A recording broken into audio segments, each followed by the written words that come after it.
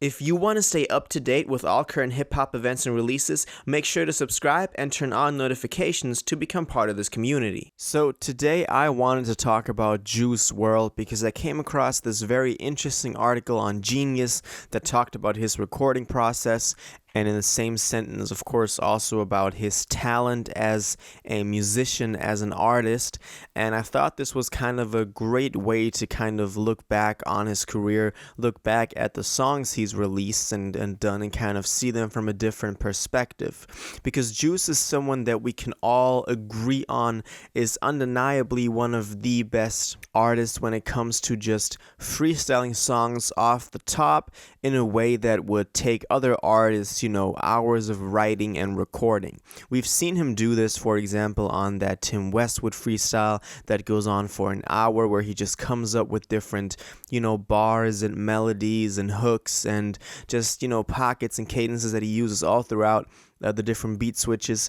And it's so incredible to watch someone just do this in a way that is so easy looking. And when you see him do this, you know that he lived that life. He was someone who had fun recording his music, and this is also something that is emphasized in this article that I found. So let's kind of go through what the different people said in here and then kind of apply it to Juice's discography. One collaborator that Juice has worked with was Benny Blanco, and he said he hears 1 second of the beat. He goes in, and not only does he come up with the lyrics and the melody, but he does the entire song in one take. So this is, again, very incredible to see someone just lay down something first take, even something that he freestyles. Of course, some artists, we know that Eminem, for example, recorded Lose Yourself, all 3 verses in one take, but that was a song that he had written before. And so always when you write stuff, you basically only have to execute it then in the studio. But for Juice to come up with the entire lyrics in a freestyling, and then still not mess something up, is very incredible. He goes on to say, and he did 3 more takes and did 3 more hit songs over the same beat. And then he just says, pick the parts you like. So this, to me, this seems like such a rock star thing that only Juice could do. He just, used the same beat 3 times, makes 3 bangers, and just, tells Benny Joe, just, take the best one. He added as well, we recorded 8 songs that first day, and it wasn't like he had dumb lyrics. His stuff made you feel something.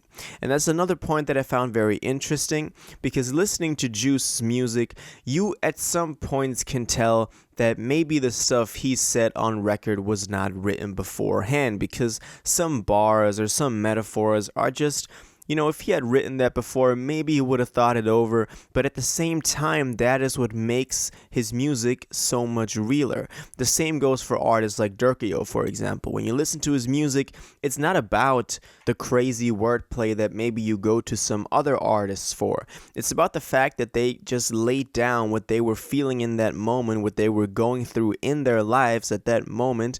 They just laid it down in a very real way on the mic. Another producer that Juice has also worked with is Rex Kudo in London, and he said that while he was working on a song with MIA, Juice also stopped by the studio, and Kudo said, we made an amazing song, and it's not something we could have done on purpose. I started it for MIA, and Juice went in and made it his own.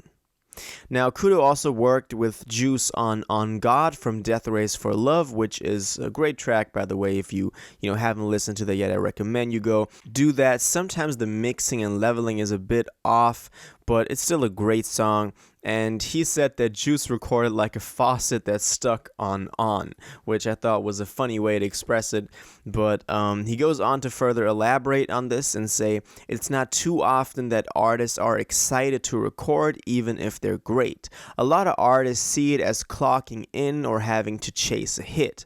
But he was like a kid in a candy store, so excited and having so much fun with it, and having the awareness of how great the gift he had was, but not being clouded by it.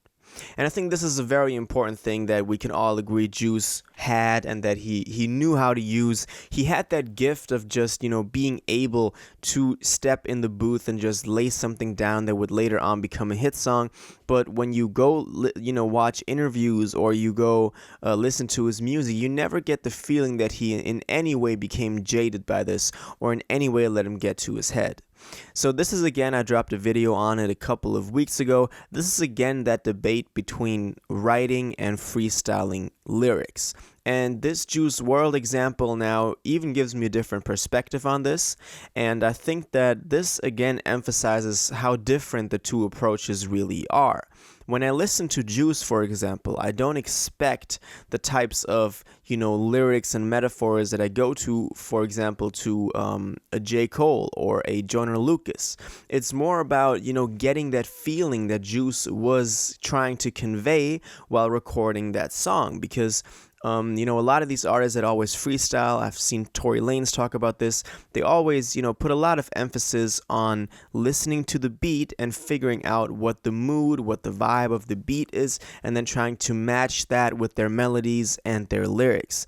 And I think that's way more important when listening to these songs than expecting something that just, is insane lyrically. And that's something that I have now realized through this example from Juice WRLD.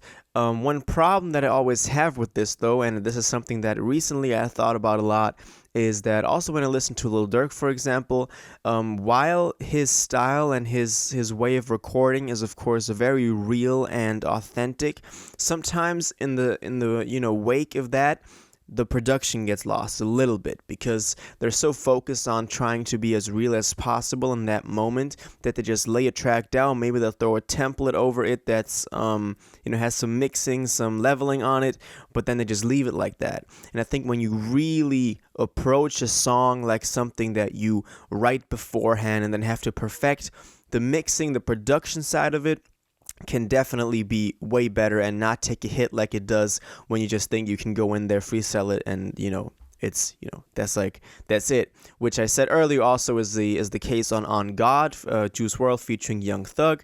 But at the same time, as I said, we can't really complain. Juice is someone who gave us incredible music over the course of his career. It's someone who has, in a way, used his potential to the fullest. Although, of course, we had to sadly see him go before we would all have wished him to go. At this point, again, saying rest in peace to Juice WRLD. Let me know what you think about this. Do you think Juice's talent will be matched one day? What do you think about this whole writing versus freestyling debate? And just let me know your general thoughts. I really want to know. Let me know in the comments down below. If you watched this video to the end and liked it, and you want to stay up to date with all current hip-hop events and releases, make sure to subscribe, turn on notifications, hit that like button, and go follow my social media and blog down in the description. It really helps me out. Until the next one, y'all have an incredible day, and y'all take care.